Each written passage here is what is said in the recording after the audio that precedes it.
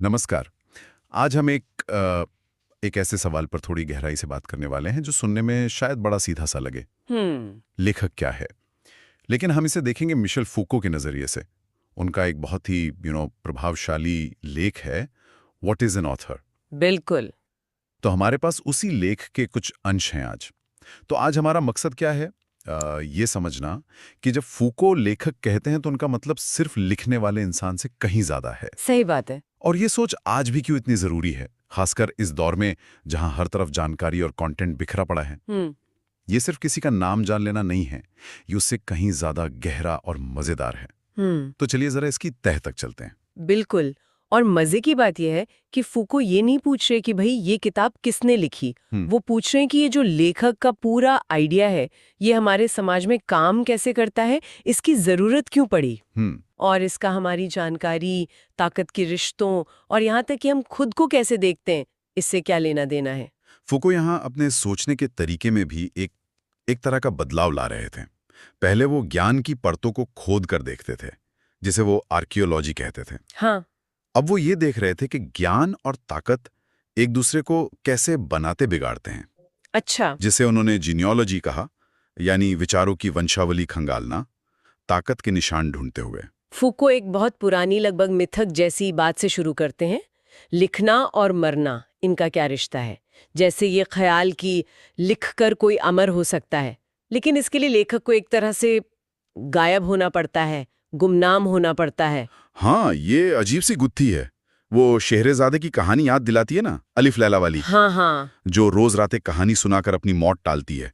कहानी कहना यहाँ जिंदगी बचाने का तरीका है। लेकिन फिर फूको आज के जमाने के लेखकों की बात करते हैं, जैसे फ्लेबेट, प्रूस्ट, काफका। जिनके लिए लिखना एक तरह से खुद को मिटाने जैसा था। जैसे लिखने की प्रक्रिया में लेखक पीछे हट जाता है ताकि उसकी रचना सामने आ सके, जी सके। अच्छा। तो एक तरफ लिखना अमर बनाता है, दूसरी तरफ लिखने वाले की पहचान को धुंधला कर देता है। बड़ा दिलचस्प विरोधाभास है ये। अच्छा, तो अगर लेखक की पहचान थोड़ी धुंधली हो जाती है, तो फिर सवाल उठता है कि उसकी रचना या कृति क्या है। मतलब क्या सिर्फ छपी हुई किताबें ही उसकी कृति हैं, या फिर उसके लिखे अधूरे ड्राफ्ट्स, उसके नोट्स, चिट्ठियां। हाँ, या फिर यहां तक कि फूको मजाक में कहते हैं, क्या उसकी किराने की लिस्ट भी कृति मानी जाएगी? हाँ, ये सवाल वाकई सोचने वाला है। फूको नीत्शे का उदाहरण देती हैं। नीत्शे ने बहुत सारे नोट्स, अधूरे विचार, छोटी छोटी बातें लिखी। क्या वो सब उनकी कृति का हिस्सा है? फूको कहते हैं कि देखो, कृति की कोई साफ कुदरती सरहद नहीं होती। ऐसा नहीं है कि यहाँ कृति खत्म हो गई। अच्छा। ये तो हम तय करते हैं, पढ़ने वाले, आलोचना करने वाले, कि हम किसी कृति का हिस्सा मानते हैं और किसे नहीं। मतलब ये पाठक पर निर्भर करता है। हाँ, और विश्लेषण पर भी। क्या शामिल करना है, क्या छोड़ना है, ये भी तो हमारी अपनी समझ और जरूरत पर निर्भर करता है। फूको फिर एक और मजेदार बात कहते हैं। क्या? वो कहते हैं कि लेखक का नाम किसी आम इंसान के नाम जैसा नहीं होता। जैसे रमेश कुमार कोई भी हो सकता है, लेकिन जब हम शेक्सपियर या कालिदास कहते हैं, हाँ, तो हमारा मतलब सिर्फ उस इंसान से नहीं होता जिसने वो नाटक या कविताएं लिखी। बिल्कुल सही पकड़ा। लेखक का नाम सिर्फ एक लेबल नहीं है कि हाँ ये फला आदमी है। ये नाम एक तरह का ब्यौरा बन जाता है। ब्यौरा कैसे? जब हम अरस्तु कहते हैं तो हम सिर्फ एक यूनानी दार्शनिक के बारे में नहीं सोच रहे होते। हम सोच रहे होते हैं तर्कशास्त्र के बारे में, नैतिकता पर उनके विचारों के बारे में, उनकी लिखी किताबों के बारे में। हाँ, और उन पर हुई बहसों के बारे में भी। बिल्कुल, और उन पर हुई सदियों की बहस के बारे में। ये नाम उस टेक्स्ट को एक खास दर्जा देता है, उसे एक खास तरीके से समझने का इशारा करता है और उसे बाकी ज्ञान से जोड़ता है। फूको कहती हैं, कोई पियरे डुपॉन्ट नाम का आदमी हो सकता है, पोस्टर बनाता हो या गाना गाता हो, लेकिन उसका वो मतलब नहीं जो पियरे डुपॉन्ट नाम के मशहूर लेखक का होगा। अगर कोई हो तो ये नाम सिर्फ नाम नहीं, समाज में एक खास काम या फंक्शन निभा रहा है। अच्छा, तो ये नाम सिर्फ पहचान नहीं बल्कि एक काम कर रहा है समाज में। ये थोड़ा पेचीदा लग रहा है। ये लेखक कार्य या ऑथर फंक्शन है क्या चीज असल में? ये काम कैसे करता है? फूको इसी को ऑथर फंक्शन कहती हैं।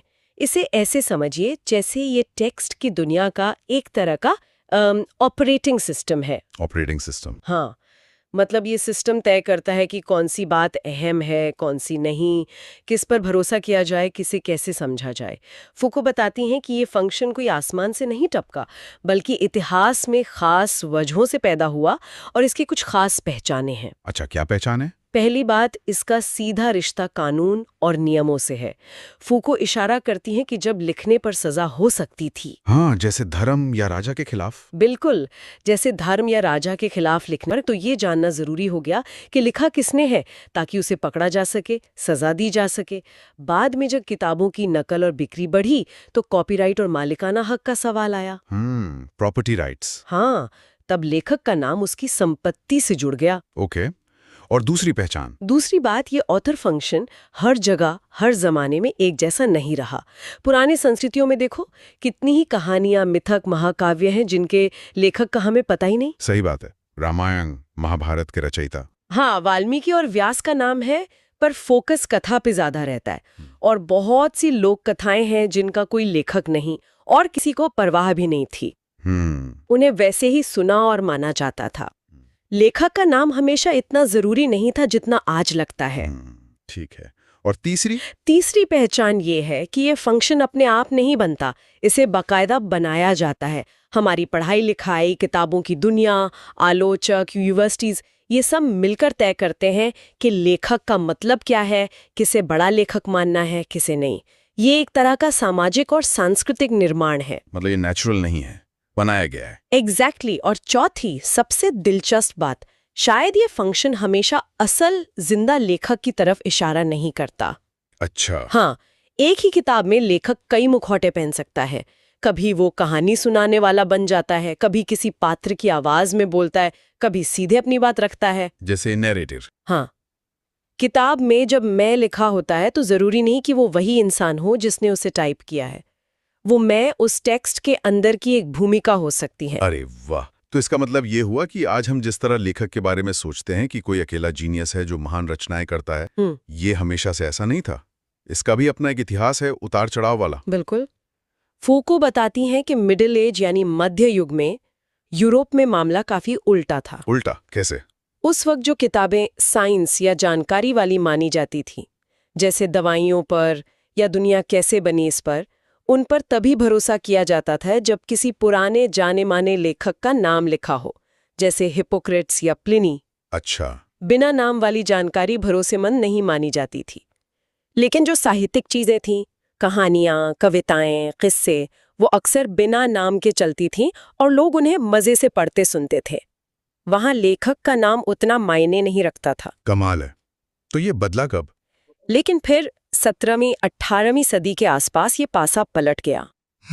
इसमें जोर इस बात पर आ गया कि तर्क क्या है, सबूत क्या है, खोज किसने की, ये उतना अहम नहीं रहा। हाँ, लॉजिक ज्यादा महत्वपूर्ण हो गया। बिल्कुल। न्यूटन के नियम न्यूटन के नाम से जाने जाते हैं, लेकिन उनकी सच्चाई नाम पर निर्भर नहीं करती। लेकिन साहित्य में उल्टा हुआ। साहित्य में? हाँ, अब लोग पूछने लगे, ये कविता किसने लिखी है, ये उपन्यास किसका है, लेखक की शैली, उसकी जिंदगी, उसके इरादे, ये सब बातें बहुत अहम हो गई। तो ये सब सुनकर लगता है कि लेखक कोई कुदरती चीज नहीं, बल्कि समाज इसे अपने हिसाब से बनाता बिगाड़ता रहा है। क्या फूको इसे एक तरह की विचारधारा मानते हैं? मतलब क्या ये हमारे सोचने का एक तरीका है जो असलियत से ज्यादा हमारी मान्यताओं पर आधारित है? हाँ, काफी हद तक फूको का इशारा इसी तरफ है। हम अक्सर लेखक में बहुत गहराई, असलीपन, रचनात्मकता खोजने लगते हैं। ऑथर का इंटेंशन क्या था? हाँ, हम मानते हैं कि लेखक के मन में कोई खास मतलब था जो वो हमें बताना चाहता था। फूको कहती हैं कि ये जो गहराई और मतलब हम खोजते हैं, ये ज्यादातर हम खुद ही उस पर थोपते हैं। अच्छा। ये समाज का तरीका है टेक्स्ट को समझने और काबू में रखने का। हम लेखक को एक बंधा बंधाया, कोहेरेंट इंसान मानकर चलते हैं। हाँ, एक इकाई की तरह। बिल्कुल। भले ही उसकी अलग अलग किताबों में या एक ही किताब में सोच बदलती रही हो या विरोधाभास हो, हम उन विरोधाभासों को भी लेखक का विकास या सोच में परिपक्वता कहकर समझा लेते हैं। उसे फिट करने की कोशिश करते हैं। सही। फूको एक और खास तरह के लेखक की बात करते हैं, जिन्हें वो डिस्कोर्स के संस्थापक, फाउंडर्स ऑफ डिस्कर्सिविटी कहते हैं। सुनने में बड़ा भारी शब्द है, ये कौन लोग हैं? हाँ, शब्द थोड़ा अकादमिक है, लेकिन आइडिया दिलचस्प है। ये वो लोग हैं जिन्होंने सिर्फ अपनी किताबें नहीं लिखी, बल्कि उन्होंने दूसरों के लिए सोचने और लिखने के बिल्कुल नए मैदान खोल दिए। नए मैदान मतलब उन्होंने एक पूरी नई बहस, एक नई भाषा, सोचने का एक नया ढांचा खड़ा कर दिया। फुको इसके लिए कार्ल मार्क्स और सिगमंड फ्रॉइड का उदाहरण देती हैं। अच्छा, मार्क्स और फ्रॉइड। हाँ, ये सिर्फ लेखक नहीं थे। इन्होंने मार्क्सवाद और मनोविश्लेषण जैसी पूरी विचार प्रणालियां शुरू की, जिनके अंदर आज भी लोग सोचते हैं, बहस करते हैं, लिखते हैं। या साहित्य में वो एन रैडक्लिफ का नाम लेती हैं, जिन्होंने गॉथिक नॉवेल के लिए कुछ ऐसे नियम या चलन बना दिए कि बाद के लेखक भी उसी ढर्रे पर लिखने लगे। ये बात तो सच में बहुत मजेदार है कि इनका काम सिर्फ जानकारी देना नहीं है, बल्कि ये खुद एक दुनिया बन जाता है जिसके अंदर और लोग अपनी दुनिया बनाते हैं। जैसे इन्होंने खेल का मैदान बना दिया और अब बाकी लोग उस मैदान पर अपने अपने खेल खेल रहे हैं। बिल्कुल यही फर्क है। और इन संस्थापकों के काम की एक और खासियत है, उनमें बार बार वापस लौटना, रिटर्न की गुंजाइश होती है। वापस लौटना मतलब बाद के लोग सिर्फ उनकी बात को आगे नहीं बढ़ाते, बल्कि वो बार बार उनके असली टेक्स्ट, उनके मूल विचारों पर लौटते हैं। अच्छा, ओरिजिनल सोर्स पर। हाँ, उनकी नई सिरे से व्याख्या करते हैं, उनमें कमियां निकालते हैं, उन्हें आज के हिसाब से बदलने की कोशिश करते हैं। आप मार्क्सवाद की बात बिना मार्क्स को पढ़े नहीं कर सकते। फ्रॉइडियन सोच की बात बिना फ्रॉइड पर लौटे नहीं हो सकती। ये चीज आम नॉवेलिस्ट या साइंटिस्ट जैसे गैलीलियो या न्यूटन के साथ इस तरह नहीं होती। हम न्यूटन के नियमों का इस्तेमाल करते हैं, पर बार बार उनकी लिखी किताब प्रिंसिपिया पर नहीं लौटते। ये बहुत अहम फर्क है जी। फूको बार बार कहते हैं कि लेखक मर रहा है या लेखक गायब हो रहा है, लेकिन फिर वो ये भी कहते हैं कि लेखक कार्य, ऑथर फंक्शन तो बना हुआ है, बल्कि शायद और मजबूत हो रहा है। ये क्या पहेली है? एक तरफ मौत, दूसरी तरफ जिंदगी। हाँ, ये सुनने में उल्टा लगता है, पर फुको का मतलब ये नहीं कि अब लोग लिखना बंद कर देंगे या लिखने वालों की कोई अहमियत नहीं। अच्छा। उनका इशारा उस खास छवि की तरफ है।